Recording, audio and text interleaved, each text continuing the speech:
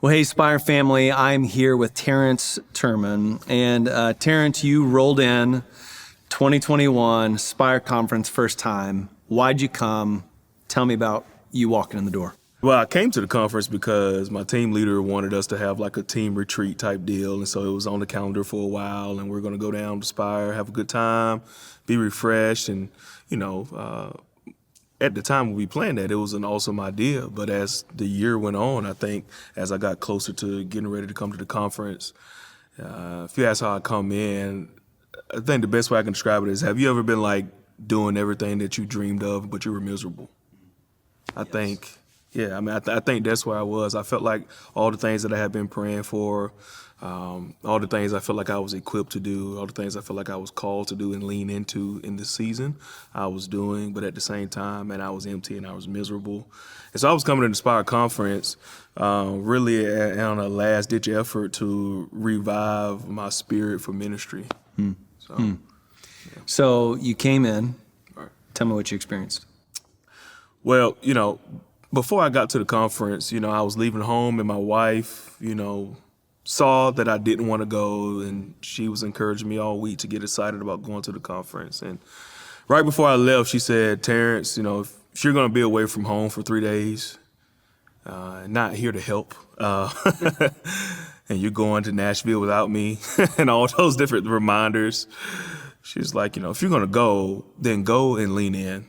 Like, go and participate in the conference. Go listen to the speakers. Go to your breakout groups. Don't skip anything. Literally just participate and experience the conference. And so that's what I came in to do. I wanted to keep my promise to my wife. And so I came into the conference and I said, you know what, while I'm here, that's exactly what I'm going to do.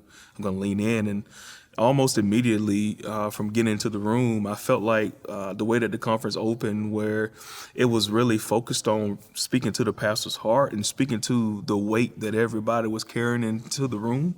I felt like it was designed specifically for me. I felt like the worship time was amazing. I felt like the speakers were vulnerable and honest and just sharing where I felt like many people in that room, from the smallest church to the largest churches, all of us were coming in just carrying the weight of 2020 and 2021 and confusion about future and questioning calling and all these different things. And I felt like the room, with hands lifted, pastors crying, staff members crying, worshiping, literally unadulterated worship of God, with just people I couldn't count, people I standing beside guys I didn't know, right? But really feeling like camaraderie and the presence of God in the room.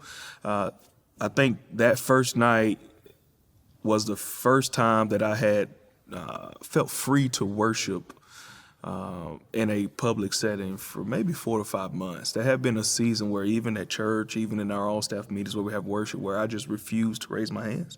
They just were in my pockets, and I just couldn't participate. And I felt like at that very moment, something broke through for me that I'll never forget. Wow. So you started off, even first day, you told me you went to a class on burnout. Yep. Ready to be like, I don't know, man. Yeah. I don't know where I'm at. I don't know where I'm going. Yeah. And then you walk out. Tell me how you walked out the door. How'd you feel? Man, I felt like I had a plan. I felt like I had words for how I felt. My whole plan, I had halfway skipped the group. I was leaving the hotel campus to go to Top Golf or something.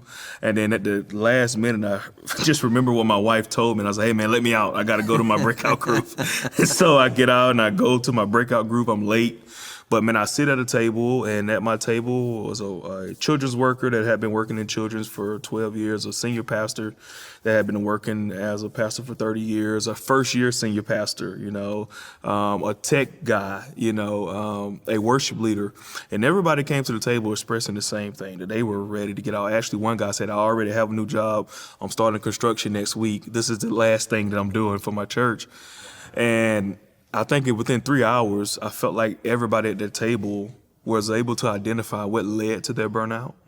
and then left with a plan and resources that I think can just help propel, a restart when you get back home. I just had a unique connection. The guy that was a first year senior pastor, just realized, man, like I thought I was stepping into what I was made for, this dream job, but I stepped into some responsibility and some weight that I wasn't ready for. And even in my emptiness, God, just the way that he works, allowed me just to sit on the steps with this guy. And I'm empty, and here I am pouring out to this guy again from the same 3-hour class. And I really just give it a testament to God's faithfulness. And even in my emptiness, even in my brokenness, putting me in proximity to my value to the kingdom. Whereas this guy I probably never meet again, never see again. He was going back to Texas. Had a conversation with a dude from Kentucky that he might never see again. But I was able to pray for him, encourage him. He was able to pray for and encourage me, and we went our separate ways. And God is just special in that way where he creates and orchestrates moments that will mark us for the rest of our lives, and that was one of them. So, brand new people walking in this year, never been, the burnout, the worn out. What piece of advice would you give them? I think the first thing is, number one, you got to acknowledge your burnout, right? You can't lie to yourself about where you are. One of the things about vocation also being ministry is that you can heap over yourself a bunch of guilt about feeling tired. You can feel like you don't have the permission to be tired. You can feel like it's sinful. There's something wrong with you about being tired. And I would just say God is more gracious than we ever like to give him credit for. So he understands where we are, and he wants us to acknowledge those things. And when he says, come to me, all who are heavy laden and burdened, he's including those who are called to ministry. And so we have to acknowledge our weight that we're bringing into the room. So I'm saying, if you're tired, if you're burnt out, if you find yourself on Monday mornings, lack of motivation to open your emails. On Wednesdays, you can't figure out what you're supposed to be doing. You're probably burnt out, and you need to acknowledge it and give that to God. Then I would say, why are you here? You're away from home. Just do what my wife said. Lean in. Like, don't be too cool for the conference, right? Lean in, sit up close. Don't sit in the back. Take notes from these speakers. I'm sure there's some people who feel like, man, they should be on the stage speaking, and like, this is actual time for you just to sit and learn and listen. Go to all the vendors, get all the ink pens and the notepads. I did all that. Like, I stopped at every table. I got the candy. Yeah. I got the magnets. Like, I talked to colleges I'm never going to go to. Like, I did all the things. And just even having that conference experience, having a childlike experience for the first time at a conference. I've been to many conferences, but leaning in that way, it blessed my spirit. And I just think sometimes we got to give ourselves freedom, man, to lean in that way and just not allow perception, not allow the crowd, even, because there's still a conference crowd that you might bump into that wants to skip out on everything. It might be too cool for it. And I'm just saying, for you, get what you need to get from this conference, right? You're in a beautiful place kind of designed for relaxation and renewal. Have those things happen in your life. Yeah, that's good, man. That's good.